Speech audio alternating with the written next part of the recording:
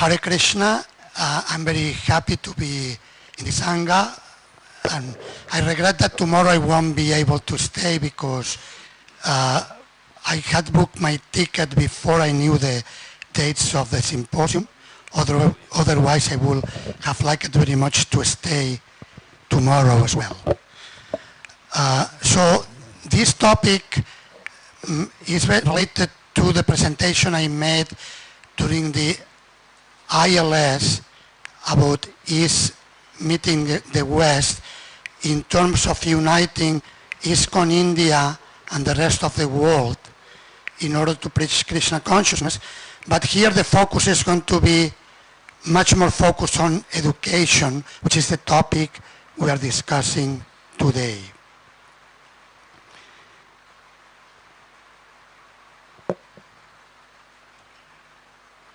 So the purpose of the presentation is I like to share some thoughts about what I see as a need for a global strategy, a unified global strategy in ISKCON for educational development.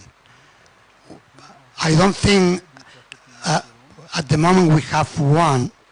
My impression is that we are like, if we use Srila Prabhupada's example of the war against Maya, remember that example?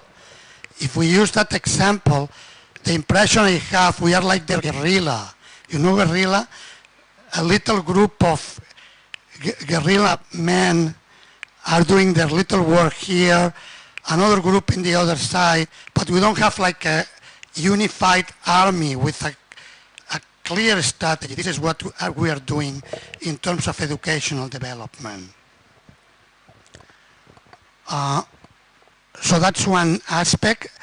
We also need an increase of cooperation among educational projects. I don't say there is none, there is some, but there could be much more. Isn't it? I think that this is my perception. Sometimes even I have seen in the same place two projects and they don't talk to each other, and it's kind of, it's strange. Or there is like a competition. There should be some, even if there are different approaches, which is legitimate for different types of inclinations, it's important that we coordinate ourselves in order to do better.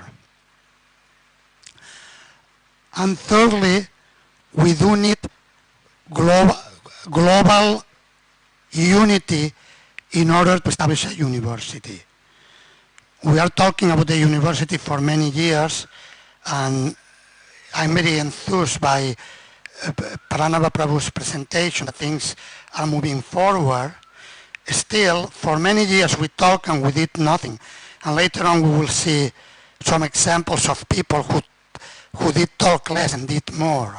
They started after and they did it at a faster pace. And please excuse me if I'm a bit strong speaking. We are entitled, according to our ashram, we are entitled to speak strong when needed. So please don't mind.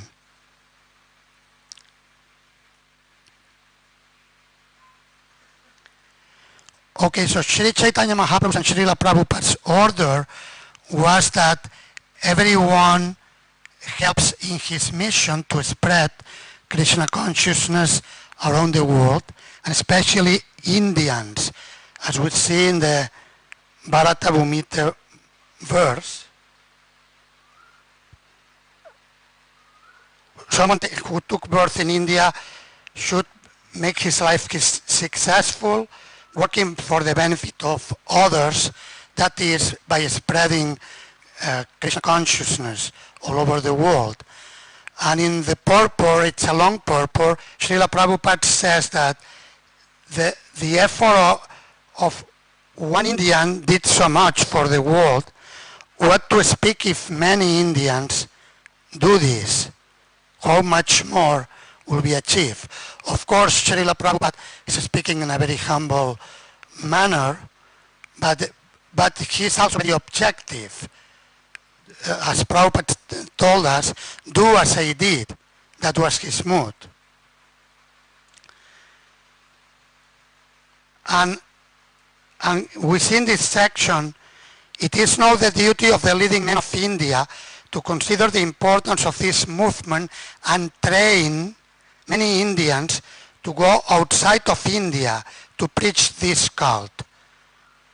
And Prabhupada then says, this will happen. People will accept it.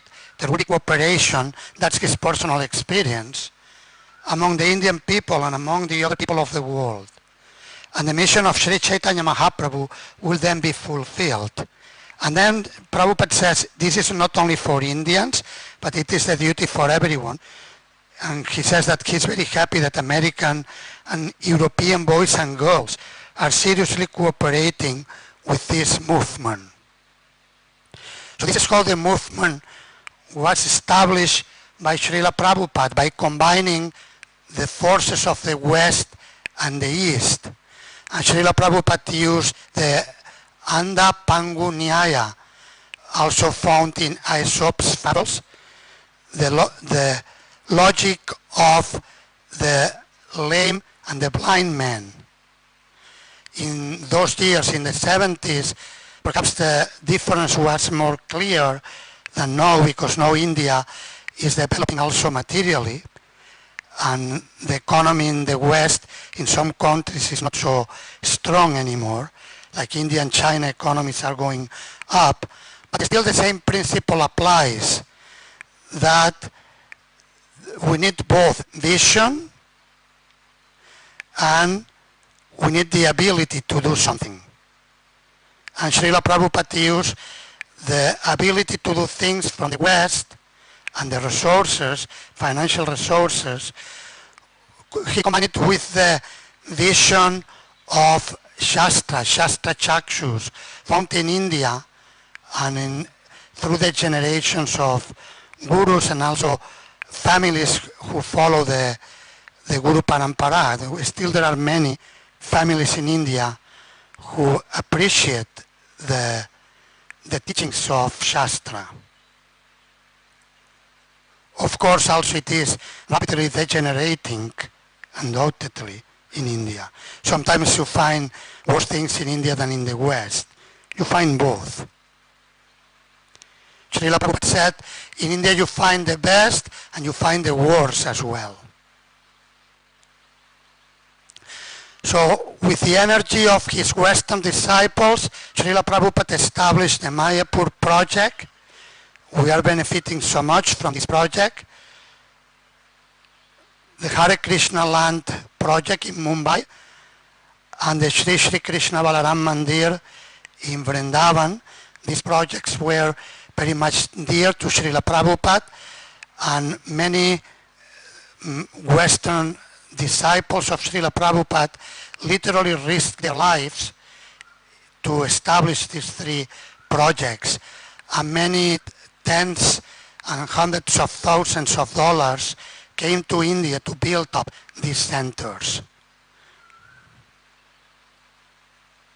So you may remember this quote that Srila Prabhupada said, Vrindavan is my home, Mayapur is my place of worship, and Mumbai is my office. Now let us look at ISKCON today. What's the situation of ISKCON today? And here we are using the figures given in the wonderful contribution Yadubar Prabhu's and Vishaka Devi Dasi's film, Hare Krishna, the mantra, the movement, and the Swami who made it all happen. So these are the figures. 820 temples, farm, restaurants, and other projects. 520 million books distributed in 87 languages. 3 billion prasadam meals distributed. The last part, this is my estimation. I don't think we have clear statistics in made in ISKCON, but I think I'm playing safe, that more than 50% of the human and financial resources of ISKCON are in ISKCON India. Isn't it? What do you think? Is that an accurate estimation? I have heard some other estimations, 75%, even up to 90% from ISKCON leaders. Okay, I mean, then we will have to see Bangladesh, for example. I did visit Bangladesh 3 years ago, and they had, at that time, they may have more now, 47 temples, was really big, so also we will have to see how much. India is much bigger, but in terms of ISKCON's presence, 225 centers in India. So in Bangladesh there were 47, maybe no 50 or 50 plus. So, but what do you notice here in relation to education? To me, it is even annoying. And I don't mean my full dandabats to, because I don't think that's, those made the film, they just reflected what's going on in ISKCON. Do you see anything? Schools are not mentioned. No schools are mentioned, no educational institutes, other projects, whatever that is. So, for me that's telling, and that shows what's the mentality, what mentality we have in ISKCON leadership. We need to do something about it. This is really serious. Where are the schools, educational institutes, and universities not reflected specifically in the statistics? And we should remember that the first ministry in ISKCON, founded by His Divine Grace Srila Prabhupada in 1976, was the Ministry of Education. There was Ministry of Education for Children. Jagadish Prabhu was the GBC for that, the minister, and Ministry of Education for Adults, and Bhakti Swarup Damodar Maharaj at that time, Swarup Damodar Prabhu was the minister. So this is something we need to do something about it, I will suggest. And we find this is a quote from Bhagavad Gita, in which Srila Prabhupada states that the leaders of society should teach this spiritual knowledge, the science of yoga or bhakti yoga, as described in this chapter of the Gita, chapter 4, evam paraparam praptam, etc., to impart this lesson to the citizens by education, culture, and devotion. I will suggest that in ISKCON, we are giving top priority to devotion, which is great. But it is imbalance. We do not give sufficient attention to education and to culture. Isn't it? Will you agree with me on this? Of course, if you disagree later on, you can express it. But I think as educators, possibly you will be able to relate easily with that. And this is a quote found in Renunciation Through Wisdom. This is a collection of articles that Srila Prabhupada wrote for a magazine in Bengali language, a magazine known Gauriya Patrika, and it was put together as a book by His Holiness Bhakticharu Swami Maharaj, Renunciation Through Wisdom. And see what Srila Prabhupada says about university. He says about not one university, but actually many universities. This was before he came to the West. For the benefit of human society, there is a great need to construct universities that will impart, it's interesting, he uses the same word, impart knowledge of devotional service. So through education and culture, we come to devotional service. Of course, it goes back and forth. One brings to the other. And therefore, we have the name Bhakti Vedanta. There is devotion and there is knowledge. How are we with time? Are we okay? And then if we look at the meaning of course there are different meanings of universe, the term university, but if we look at the roots, the Latin roots, Universitas Magistorum et Scholarium, community of teachers and scholars.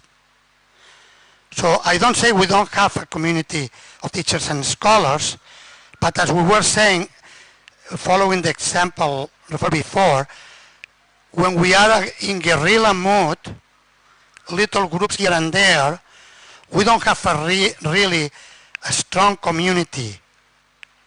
And basically, we are doing our own little war, each in our own little projects. And I will suggest that this is not so good if we want to have a global impact, especially in the present situation of the world. Let's look at, without getting too much into details, but at some of the other spiritual religious communities and organizations that run universities. We have here some examples. The Jesuits, there are even paintings that the Jesuits, short after Lord Chaitanya's time, they were together with Emperor Akbar. So they were really very proactive, and they were moving and established many schools and universities in India, and they did a great task of evangelization in India. You have like, I have not studied the whole history here in India, but I do know that they established more than 120 universities and educational institutes and schools in India. So through education they conquer, and this is actually how the British, when they colonized India, one of the big politicians, I forgot the name of the fellow, but he said through education we were able to conquer India.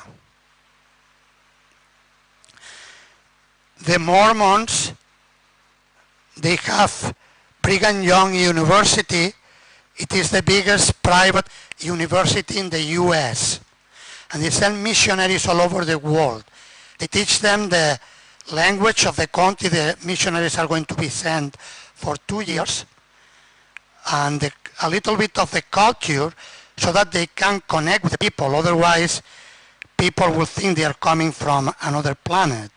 Srila Prabhupada did connect with the people, and he show it and express it very strongly in some of his purpose. We will see a sample of that soon. And then we have the Maharishi Mahesh Yogi people. They have the University, Maharishi University of Management in a state. We heard about it in the ILS.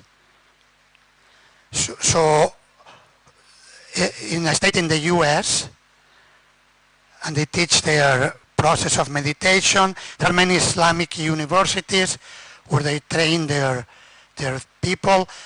We took the students of Bhaktivedanta College to visit different religious centers in Brussels in terms of educating them in interreligious dialogue.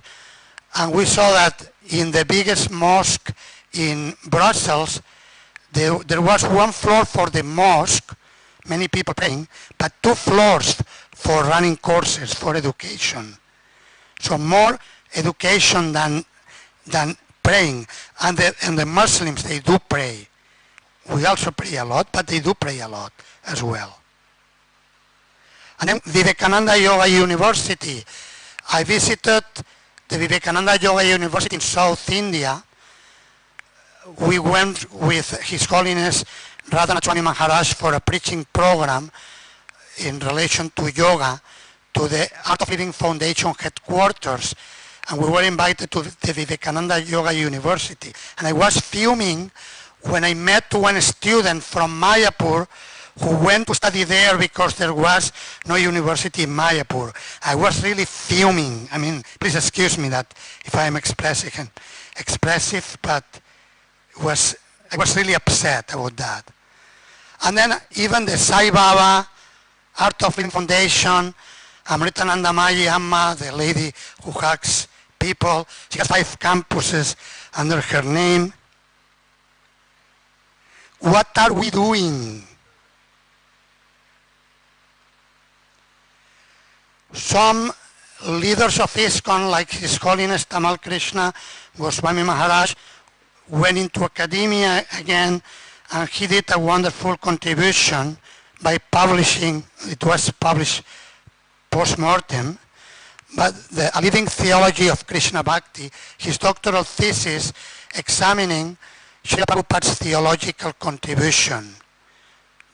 Very important for our mission, and we can learn a lot from studying it.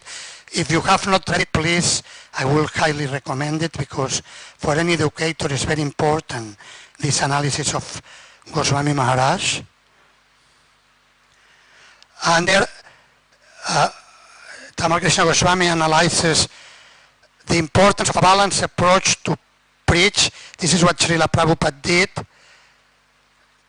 Too much innovation was not good because the original power and vision will be lost, but too little innovation, the tradition will become lifeless, full of empty ritual and formulaic doctrine and routinized practices. And therefore Srila Prabhupada wrote this purport in which he speaks very strongly against those who criticize him for intermingling and for adapting to the culture of the West in order to preach in the West. Here Prabhupada says he was successful because he was able to honor how people were living in the West and give them the holy name of the Lord, Bhakti Yoga, and gradually, step by step, train them in the culture. That was Srila Prabhupada's approach. Just to end, possible ways of developing global educational cooperation, 3 ideas come to mind. One is that it comes pushed from the top, like the TOVP has been pushed from the top, and it is happening. So if a university is pushed from the top, from the GBC body or the Organizational Development Committee, then it will happen.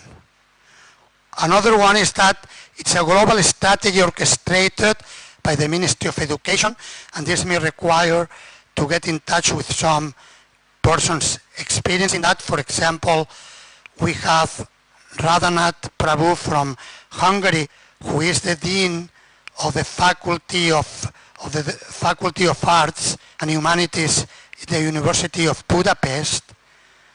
So he has practical experience. He could certainly contribute, put together all the people who have experience and get it done as quickly as possible. As quickly, I don't mean in a bad way.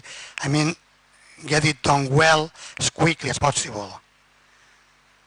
And then another approach will be, this is more general for other projects, schools, secondary schools, and other educational projects, establish partnerships, sister project partnerships.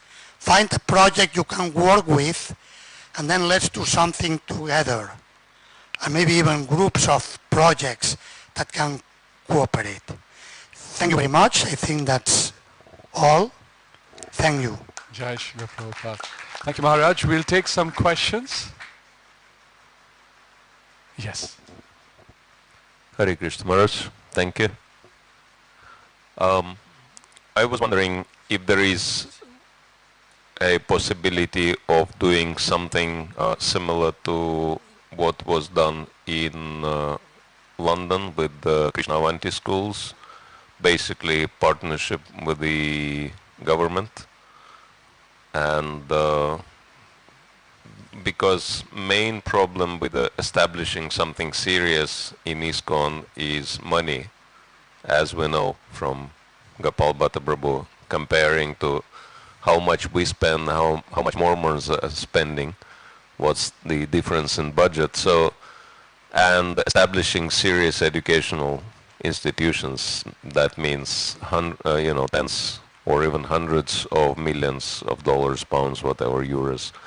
So, and because we don't have that much money, maybe it would be useful to collaborate with the government structures on that. So, any views on that? Well, I mean, two things. Yes, it's true that to get government funding is the best to establish schools and educational institutions. But I will disagree with the statement that there is no money, because India is full of wealthy people. ISKCON has a very good name. We're building $5 million projects, temples one after another, like mushrooms. We don't eat mushrooms, but we build temples like mushrooms in India, $5 million projects. So I will disagree that there is no money. In India there is plenty of people who will give money for a university. Even the Jains, the Jains may not give for a Radha Krishna temple, but they may give for a university.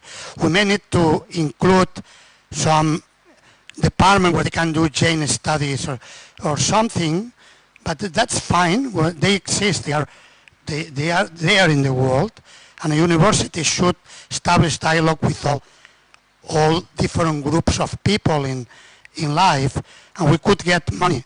Not that I will dare to say in not very long time we could get lots of money for a university. Raj, there's one more question. Yes. Yeah, I'd like to ask a little bit of move to a little bit of a side issue, but also I think important here, and a somewhat contentious question.